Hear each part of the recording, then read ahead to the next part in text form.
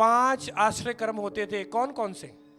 मैं 5 आश्रय कर्मों के बारे में बताना चाहता हूं कि योम किपुर के दिन 5 आश्रय कर्म होते थे।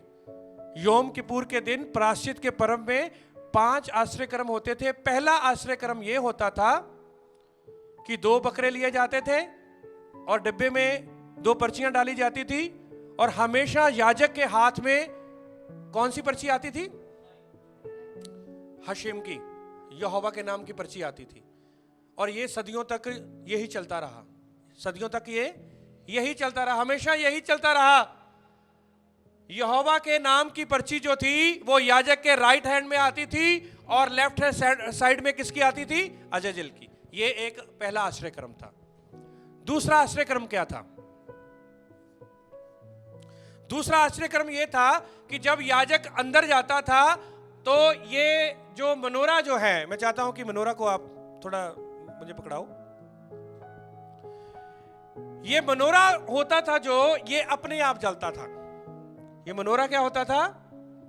अपने आप ये जलता था, बिना ऑयल के। सारे बोलो कि कैसे? बिना ऑयल के। दूसरा चमत्कार ये था। और इसमें जो पहली जो ये सेंटर में ये दीपदान है, ये अपने आप जलता होता था।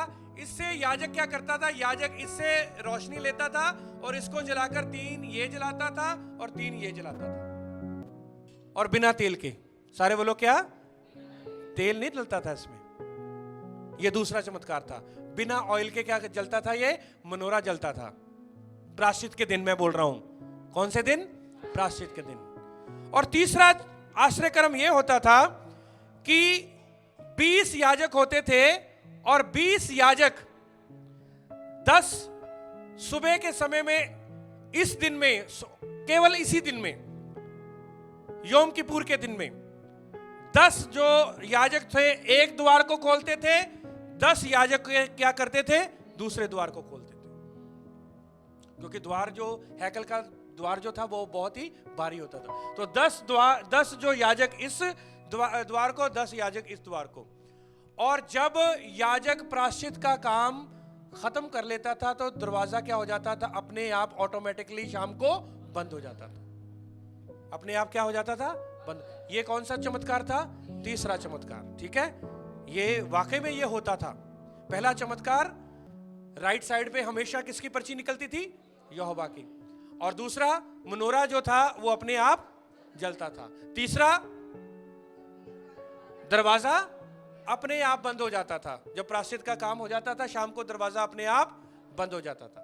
और चौथा क्या होता था कि जो लाल धागा दरवाजे के ऊपर बंधा होता था, जब प्रायश्चित का काम हो जाता था, याजक सारा प्रायश्चित का काम कर लेता था और उधर से वो बकरा गिर जाता था और इधर प्रायश्चित का काम हो जाता था, लहू छिड़काया जाता था, मनोरा जल जाता था, अंदर जो काम होता था हो जाता था। और उसी समय जो लाल जो धागा था वो किसमें बदल जाता था? वो सफेद हो जाता था। आप योशुआ उसका 2 अध्याय पढ़ना। मुझे याद है कि योशुआ और कालेब ने रहाब को बोला था कि जब हम चढ़ाई करेंगे, जब हम इस देश को ऑक्युपाई करेंगे, तो तुमने अपनी खिड़की पर क्या बांधना है? लाल धागा। ठीक है, तुमने अपनी खिड़की के ऊपर लाल धागा बांधना है। हम ये समझ जाएंगे कि ये घर के ऊपर अटैक नहीं करना है, इस घर के लोगों को नहीं नुकसान पहुंचाना है। हालेलुया। वो लाल धागा किसी बात की ओर इशारा करता था। ठीक है, और वो लाल धागा किसकी ओर इशारा करता था? किसी बात की ओर इशारा करता था।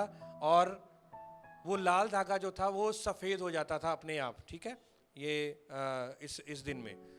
और 5वां चमत्कार क्या होता था? बैतसदा का। मैं कह रहा था, ठीक है, बैतसदा का जो कुंड होता था। ठीक है, मैं शिलो का बोल रहा था। मैंने जब इसके बारे में थोड़ा गया और मैं इसकी स्टडी करी तो बैतसदा जो था, बैत का मतलब है घर, सैदा का मतलब है दया। गुड। बैत का मतलब है घर और दया का घर। बैतसदा का मतलब है दया का घर। उस कुंड का नाम था। और ये साल में एक बार हिलता था। साल में एक बार हिलता था और वो पर्व के दिन हिलता था। क्या मैं इसको आपको रेफरेंस दूं कि वाकई में ये पर्व के दिन हिलता था? आइए, यूहन्ना 5 अध्याय उसका 1 वचन, बस यही लास्ट। यूहन्ना 5 अध्याय उसका 1 वचन। मैं चाहता हूं आज आपको सारा कुछ सिखा दूं मैं, ठीक है। यूहन्ना 5 अध्याय और उसका 1 वचन लिखा है, इन बातों के पीछे यहूदियों का एक पर्व हुआ और यीशु यरूशलेम को गया। सुना आपने? कितनों ने सुना? इन बातों के पीछे यहूदियों का एक पर्व हुआ और यीशु मसीह कहां पर गए? सारे बोलो, सारे ऊंचे स्वर से बोलो, यरूशलेम में गए। क्या करने के लिए? डांस करने के लिए? पर्व मनाने के लिए गए। क्या करने के लिए? पर्व मनाने के लिए गए, क्योंकि इसका मतलब यह है कि यीशु मसीह हर एक पर्व में शामिल होते थे। पर्व मनाने के लिए गए और यरूशलेम में भेड़ फाटक के पास एक कुंड है जो इब्रानी भाषा में बैतसदा कहलाता है, और उसके 5 ओसारे हैं, और इसमें बहुत से बीमार, अंधे, लंगड़े और सूखे अंग वाले पानी के हिलने की आशा में पड़े रहते थे। साल में एक बार पर्व आता था, और पानी कितनी बार हिलता था? एक बार ही। क्योंकि नियुक्त समय पर परमेश्वर के स्वर्गदूत कुंड में उतरकर पानी को हिलाया करते थे। पानी हिलते ही जो कोई पहले उतर जाता था चंगा हो जाता था, चाहे उसकी कोई भी बीमारी क्यों ना हो। अब समझ लग गई? पर्व के दिन हिलता था। कौन से दिन में? पर्व के दिन में। तो ये कौन सा पर्व था? योम हे किपुरीम, यानी कि प्रायश्चित का पर्व। ये 5 आश्रय कर्म होते थे, पर जब यीशु मसीह चले गए और जब 70 एडी में टेंपल डिस्ट्रॉय हो गया, और उसके बाद ये 5 चमत्कार होने बंद हो गए। अब जो राइट साइड में जो पर्ची आती थी वो लेफ्ट साइड में आने लगी। जो मनोरा बिना तेल के जलता था, अब वो तेल भी पा रहे हैं फिर भी नहीं चल रहा। दरवाजा जो था अपने आप बंद हो रहा था, वो खुला को खुला ही रहता था, यानी कि परमेश्वर की उपस्थिति अब खुल गई। पहले बंद हो जाता था अपने आप रात को। शिलो का कुंड जो था, बैतसदा का जो कुंड था, वो नहीं हिलता था। अब सारा कुछ क्या हो गया? बंद हो गया। और धागा जो था वो लाल का लाल ही रहने लग गया, सफेद हुआ ही नहीं। जो कुर्बानी चाहिए थी वो कुर्बानी मिल चुकी थी। सब बोलेंगे हालेलुया। जो कुर्बानी चाहिए थी वो कुर्बानी मिल चुकी थी। इसीलिए बैलों के लहू के द्वारा नहीं, बछड़ों के लहू के द्वारा नहीं, बल्कि यीशु के लहू के द्वारा मुझे और आपको पापों से माफी मिली है। सब कुछ उल्टा होने लगा। सब कुछ क्या होने लगा? 5 के 5 चमत्कार जो थे वो हो रहे थे, वो सब कुछ उल्टे हो गए।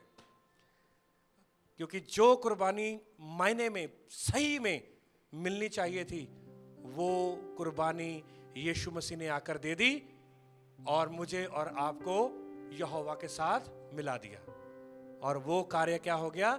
सफल हो गया। अब तो हम, अगला पर्व जो है डेरों का पर्व है, फिर तो हम यीशु मसीह के साथ क्या करेंगे? डेरा करेंगे, क्योंकि उसने कुर्बानी कर दी है, लहू बहा दिया है, हमें चुन लिया है, उसने प्रायश्चित कर दिया है। अभी हमें बार बार प्रायश्चित करने की जरूरत नहीं है। अभी हमें बकरे की लहू की बहाने की जरूरत नहीं है। अभी बछड़े की लहू की बहाने की जरूरत नहीं है। बकरा खा सकते हो आप, ठीक है, पर वो आप उसको कहोगे कि उसका लहू जो है वो पापों की क्षमा देगा, वो नहीं, क्योंकि यीशु मसीह मेरे लिए और आपके लिए वो क्या हो गया? कुर्बान हो गया। Hallelujah, hallelujah. एक और आपको परंपरा बताऊं या बंद करूं? यहां पर